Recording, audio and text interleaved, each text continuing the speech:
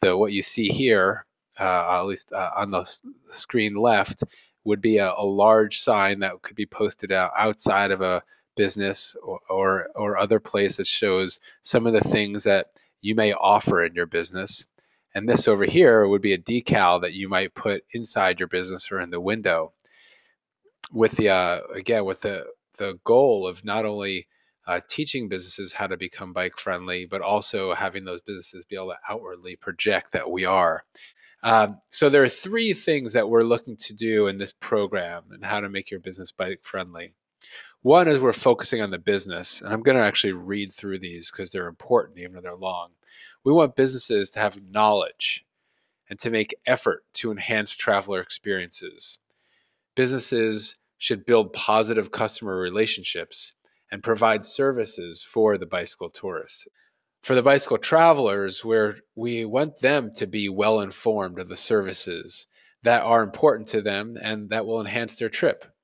And we also want them to report back their interactions with businesses and with the community. We want them to report back, obviously, in high regard, not, boy, that place wasn't so good.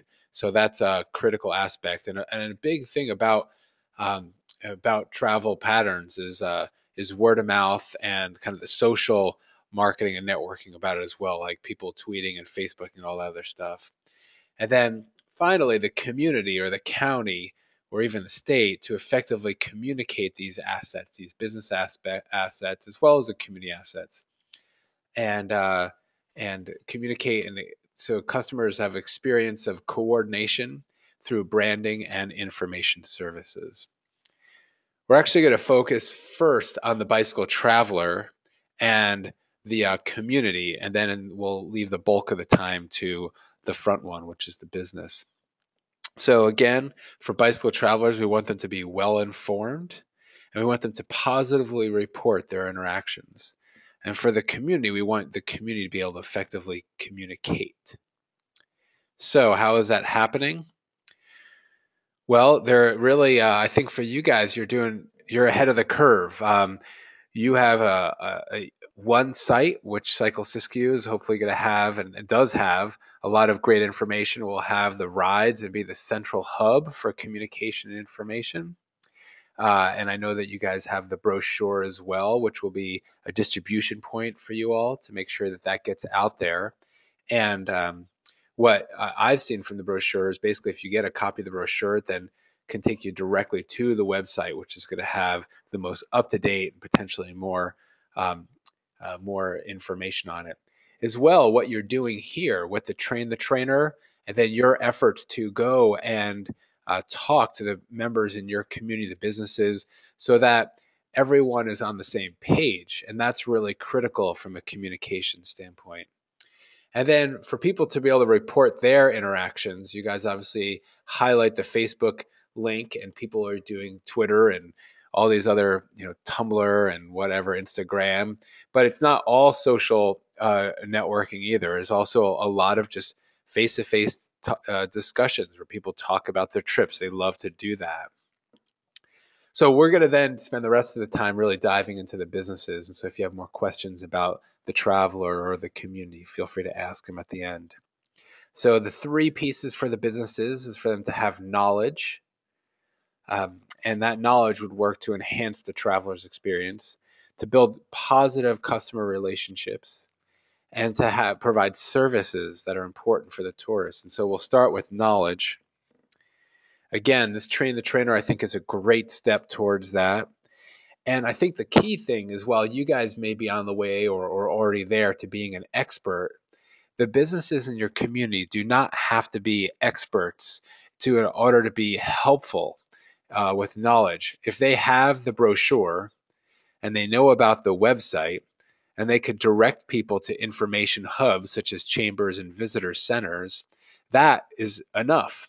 I mean, it'd be great if they're a bicyclist and they know lots of other information about bicycling, but if they could say, well, we see bicyclists here all the time, and here's the brochure, and that links you to the website, and should be able to find everything on there, and there's contact information, etc. Where the bike shops or the maybe hardware stores or places where people might need to get supplies, and that's helpful to know. And then what are the other community assets related tourism attractions? So, as we talked about this morning, and we'll dive into a little bit more this afternoon, bicyclists really want certain qualities when they're looking for food, and also if they know some things about other tourism attractions, that's helpful. Building a positive customer relationship really starts again with the state of mind. Are bicyclists welcome into your store, into your restaurant, into your cafe, into your hotel? What is it? What's going to happen when someone shows up in spandex and cycling shoes? Are they going to get a frown or are they going to get a smile?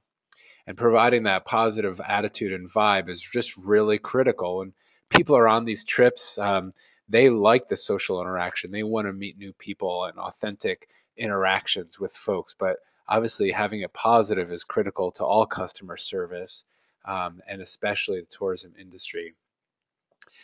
As well, bike parking, and these are this is also under the next piece of services in some ways, but having a place for someone to be able to park their bike from a short-term standpoint for the restaurant and whatnot, for a long-term standpoint from the lodging property. People may have 2,000, 5,000, even $10,000 bikes, and they need to make sure that they're going to be secure. So depending upon the place or how busy it is, you may even invite them to bring it on in. And then having a little bit of bike decor in your uh, isn't hurtful and can go a long way. Like those bike friendly stickers, which would be on front door, which shows that we're bike friendly. Here are some just some things that I've picked up along the way. This is a hotel that has its own brewery and has created a bicycle porter. Here's a cafe that has a cycling guide and an event about a bicycle race. And here's a burger joint that in the napkin holder has promotion for an upcoming bicycle race. A high-end shop. This was actually in Boston, but I just loved it because using a bicycle as a way to draw attention to its products. And then just a lodging property that said, hey, bicyclists, come check us out. We have vacancy. As well, bicycle parking. It could be on street, just kind of basic parking like this in the sidewalk, one rack. Here's an example actually of a bike tour that there wasn't really bike parking. They just locked to each other. And then finally, this even semi high end restaurant that decided to put bicycles up here on their, uh, up on their wall. And of course, you don't have to have bicycles everywhere, but just even having some recognition of it will draw the attention to a bicycle customer. Finally, the services, and this is a laundry list. These are the things that we're looking for when we're going to be asking businesses about whether are you bicycle friendly. What are the services that you provide? And I'll go through each of these from lodging, food, water, groceries, Wi-Fi, bike repairs, outdoor supplies, tours and guide services, shuttle and transport, laundry, shipping, receiving, car parking, and you don't have to have all of these, and but these are all the things that we're looking for. So I'm going to start with lodging, which is absolutely critical to as we talked about bike storage. I'd say in addition to having information and friendly service, what's absolutely critical for someone who is staying overnight, who has a bicycle, is a secure place to store it long term. So they're not going to leave it on top of their car overnight. They don't want it to be in front of the hotel outside. It needs to be in a secure location. That could be their room, or it could be some kind of baggage room where it's guaranteed to be secure. This lodging property I show because right behind they show a bunch of different activities you could do in the region, but there's a picture of a mountain biker coming down the hill right there, and then there's some information about what you could do in that community as well. So having that information readily available at the lodging property is very helpful. And then also access to food. You don't have to have food at your lodging property, but where is there good food? And then the most ambitious lodging properties may try and provide some services like ski lodging properties will often provide a place to like either wax your skis or whatnot. Having a floor pump, maybe some tools and a stand is ambitious, not necessary. We talked a fair amount this morning, but I want to reiterate that food is really the fuel of the cyclists, where they spend a lot of their time and their money and interest. And so this is a meal for me that I ate after a bicycle day, where I was, burgers, fries, salad, and a beer. That pretty much sums it up for me. Good microbrews, and you even see these breweries that are targeting towards bicycle customers. And then, of course, in the morning, the high-end coffees are much appreciated, and people are willing to pay. Again, we talked this morning also about local wines, and being able to tout things that are in your community or that are unique to your state or nearby region is really helpful. I'll go a little quicker through these, but services. One thing about water, I guess I just want to throw out there. Obviously, every cyclist needs water. Fill up their water bottles, and if your community allows businesses allow the cyclists to come in and use the restroom and fill up their water bottle without having to make a purchase. That can be really helpful from that standpoint of reporting back.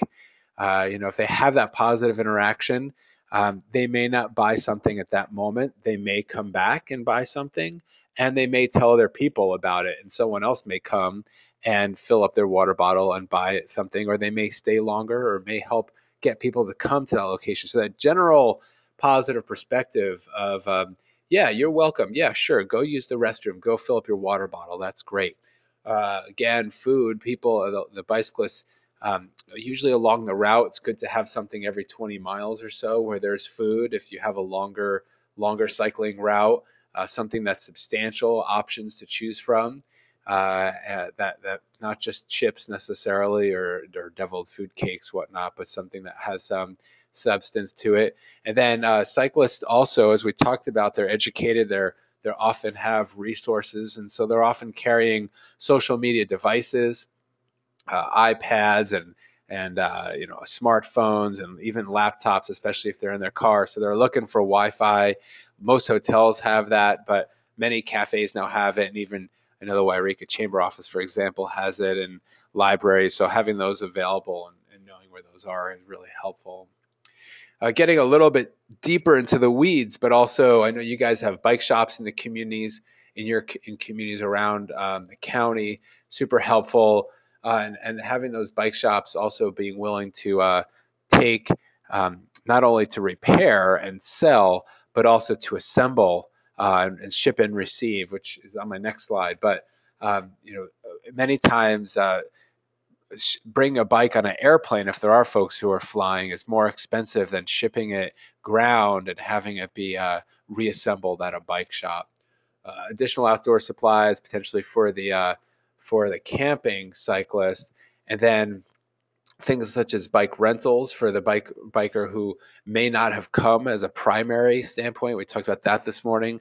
The bicyclists who may be coming for other reasons, but decide they want a bike, and then even more advanced, but potential shuttles and transport guided tours, especially for folks who might be doing multiple days from one lodging property.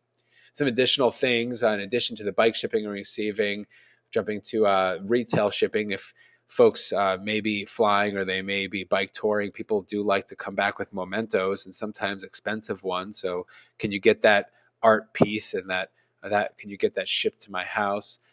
Laundry can be helpful for the bike touring tour, and then car parking for someone who might drive to your community but want to go for a 1 day or multiple day bike ride, and of course trailhead parking. So just as a recap, businesses will have the knowledge, make efforts to enhance traveler experiences, build positive customer relationships, provide services for the tourist. The travelers are well informed and that they report their interactions with high regard, and that the county and community effectively communicate. So, what are the boil it down? Hotels and lodging, long-term bike parking, friendly service, knowledge of where to go to get more information. Almost identical, retail and dining, short-term bike parking, friendly service, knowledge of where to go and get more information.